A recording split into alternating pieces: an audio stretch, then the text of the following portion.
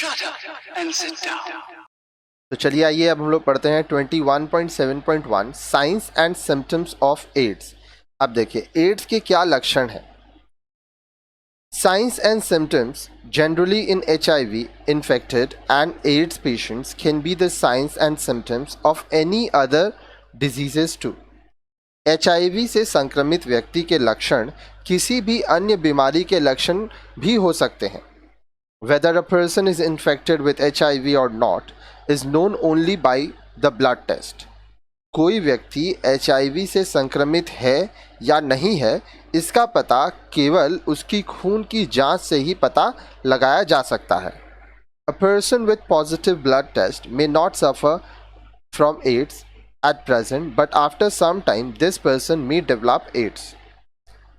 जांच में HIV पाए जाने मात्र से व्यक्ति एड्स रोगी नहीं होता है। ऐसा नहीं है कि अगर उसको HIV पॉजिटिव है मतलब HIV है तो उसको एड्स होगा, बल्कि आगे चलकर कुछ समय बाद वह अवश्य एड्स का रोगी हो जाता है।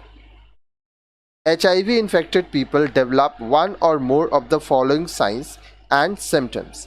HIV से पीड़ित व्यक्ति में निम्न में से एक या अधिक लक्षण हो सकते हैं। Persistent fatigue, निरंतर थकान, severe weight loss by at least 10% of the body weight, बहुत ज़्यादा वज़न घट जाना, शरीर के वज़न का 10% वज़न घट जाना, नाइट स्वेट, सोते सोते पसीना आना, फीवर लास्टिंग सेवरल वीक्स, लंबी अवधि तक बुखार होना, persistent common diarrhoea lasting over 1 month, लगातार दस्त आना, कभी कभी महीने भर तक दस्त रहना। Most people with HIV infection may not show signs or symptoms of the disease, but may develop AIDS after some years. HIV से संक्रमित कई व्यक्तियों में रोग के लक्षण दिखाई नहीं देते हैं, परंतु पूर्ण रूप से एड्स उन्हें आने वाले वर्षों में हो सकता है। That period is called the asymptomatic period and it may extend to 10 years or more. यह जो समय है यह अवधि इसमें लक्षण नहीं होता है, इसीलिए इसको एसिम्प्टोमेटिक कहते हैं, लक्षणहीन कहते हैं, और यह 10 वर्ष से भी अधिक चल सकता है। हो सकता है आपको HIV है लेकिन 10 साल तक आपको एड्स ही नहीं हुआ। But since they have HIV virus in their blood they can infect others. परंतु चूंकि उनके खून में HIV होता है अतः वे अन्य लोगों को संक्रमित करने में सक्षम होते हैं। Common manifestation of a person with AIDS are, AIDS रोगी के आम लक्षण क्या है? Swollen lymph glands usually in the armpits, neck and growing region, सूजी हुई गलग्रंथियां जो साधारण तौर पर बगल में, गर्दन में या जांघों के आसपास होती हैं, white spots inside the mouth, throat और on the tongue caused by fungal infection, मुंह के अंदर, गले व जीभ पर सफ़ेद चकत्ते होना जो फफूंदी के संक्रमण से होते हैं, रेड, ब्राउन, पिंक और पर्पलिश ब्लॉचेस ऑन और under the skin, inside the mouth, nose और आईलिड्स, त्वचा के ऊपर या नीचे लाल, भूरे या गुलाबी चकत्ते, मुंह के अंदर या आँख की पलकों पर चकत्ते, ट्यूबरक्लोसिस, टीबी, क्षय रोग। आगे देखिए। A person's body takes about 2 weeks to 3 months after infection to produce HIV antibodies. व्यक्ति के शरीर को संक्रमण के बाद HIV के प्रतिपिंड उत्पन्न करने में 2 सप्ताह से 3 महीने तक का समय लग सकता है। The length of time between HIV infection and AIDS can be 10 years or more. अब देखिए,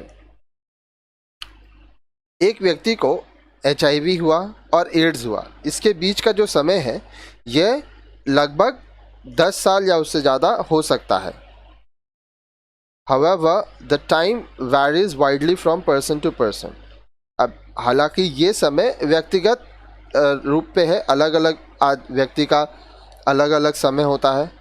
It may depend on the amount of virus present in the blood, individual immune system, and exposure to repeated or severe infection, anxiety and depression.